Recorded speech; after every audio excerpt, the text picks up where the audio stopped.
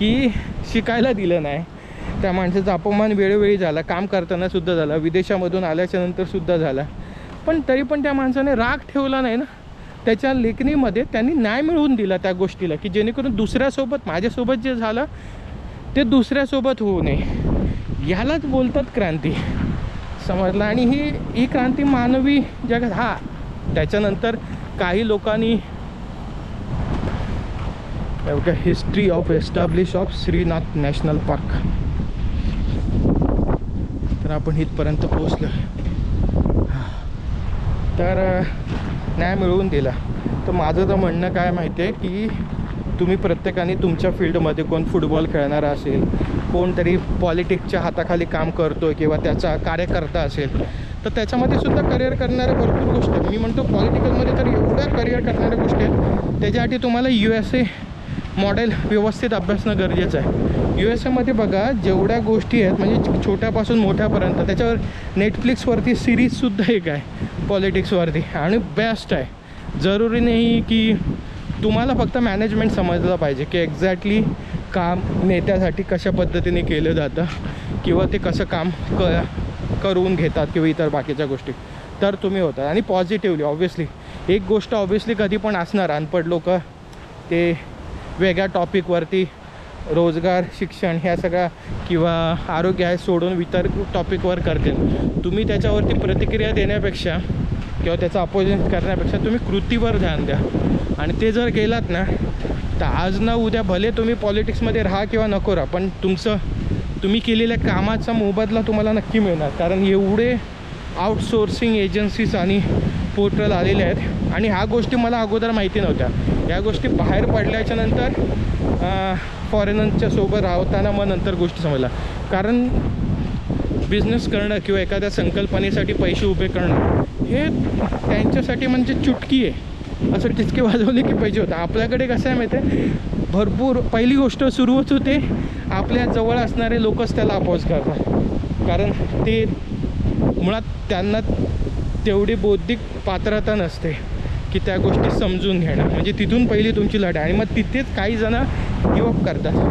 तर तुम्हाला एक गोष्ट समजणं गरजेचं आहे की तुम्हाला बदल घडवायचा किंवा सुधारणा करायचं. आणि जर तुमच्याकडे काही प्रॉब्लेमचं सोल्युशन आहे, तर तुम्ही ते सोल्युशन घेण्यासाठी तुमच्यापेक्षा श्रेष्ठ कोण आहे, म्हणजे श्रेष्ठ म्हणण्यापेक्षा हुशार कोण आहे, तुम्ही त्यांच्या संपर्कात राहणं गरजेचं आहे. किंवा तिथे तुमचा वेळ जास्तीत जास्त घालवणं गरजेचं आहे. तरच सुधारणा होणार आहे. नाही तर सुधारणा अशा पद्धतीने होणार नाही आहे, हे लक्षात घ्या. नाहीतर ते स्वप्न तिथल्या तिथेच मरून जाणार आणि मग म्हातारपणी कोणाला तरी सांगायला सुटणार. ओके, तर ते चुकीचं आहे. हां, त्याच्यासाठी किंमत मोजावी लागतात. मला पण मोजावी लागते ना, फॅमिलीपासून लांब आहे.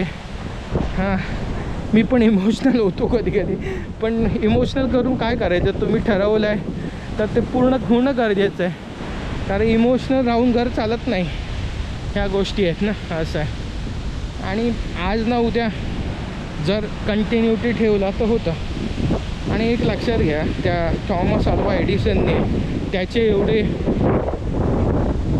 एवढे सगळ्या गोष्टी हे झाल्या, काय म्हणतात ते, फेल झाल्या. पण तरी पण ज्याचा शोध लागला त्याच्यामुळे आजसुद्धा त्याचं नाव घेतलं जातं ना. इथे एअरप्लेन नो एंट्री आहे बघा. हां, तेच मी बघत होतो कुठेतरी नेटवरती.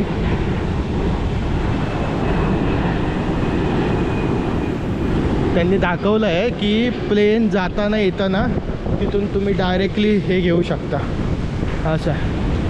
तर सांगण्याचं आपण वरून जाऊया का, इथून बंद आहे की काय केलं आहे.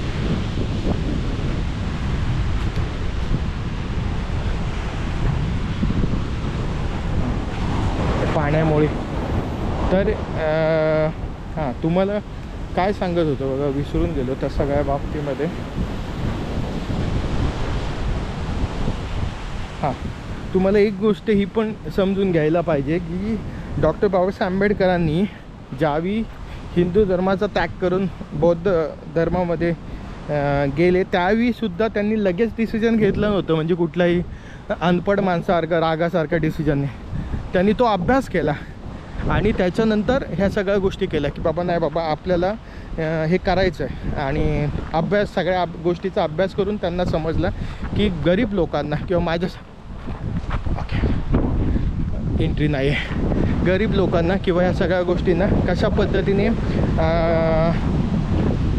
न्याय मिळू शकतो.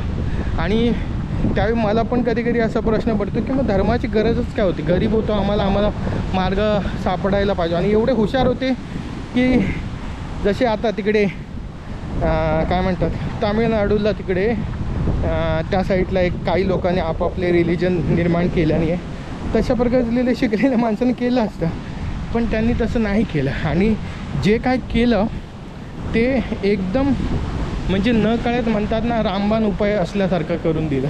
कारण पूर्ण हिस्ट्री ती होती, ती दाबलेली होते इकडच्या लोकांनी, जे त्यावेळी स्वतःला महान समजायचे, आता पण महान समजतात, आणि ते आणून दिली.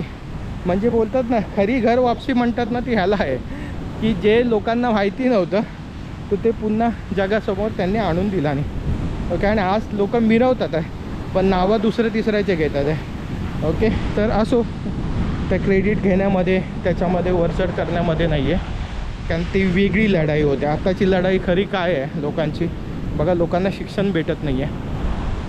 म्हणजे मी भले माझ्या कम्युनिटीचं म्हटलं तरी पण मी पूर्ण OBC SC ST बहुजन माणसांचं म्हणतो. इवन मी असेसुद्धा ब्राह्मण बघितलेले आहेत की ज्यांच्याकडे उत्पन्नाचा स्रोत नाही आहे, काही आहे, जे UP वरून आलेलं आणि खरंच गरीब आहेत, प्रामाणिक आहेत, असं नाही आहेत. आणि जे दुःख आपल्याला होतं ते ऑब्व्हियसली जे त्याला पण तेच दुःख होणार ना.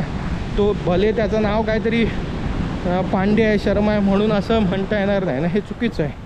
तर सांगण्याचं तात्पर्य काय की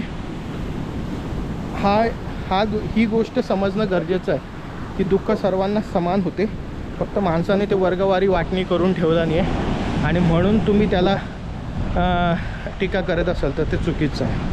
ओके, हा मी म्हणतो इथे आपण व्हिडिओ संपूया, भरपूर लांब झालं आहे. आणि काय माहिती तुम्हाला सगळ्या गोष्टी पटतील की नाही पटतील, पण आणि पटण्यासाठी म्हणून काही नाही, पण जे अनुभव मला आलेले आहेत कदाचित त्याच्यातून 1% तुम्हाला जर काय फायदा होत असेल तर मी स्वतःला धनी समजेल, मी असंच म्हणेन. ओके,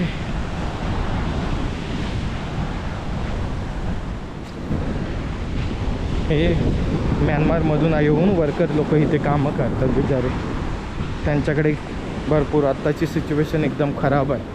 म्हणजे आता बघा ना, त्यांना शिकायला काही नाही आहे, हां काय बेकार परिस्थिती आहे. एक त्यांची येणाऱ्या पुढच्या 2 पिढ्या कमीत कमी नष्ट झाल्यासारखं मला असं वाटतं आहे. का तर शिक्षण नाही आहे, कुठले डॉक्युमेंटेशन असतील काय माहिती नाही, म्हणजे काय कसं वागतील आता पुढे बघा, असं आहे.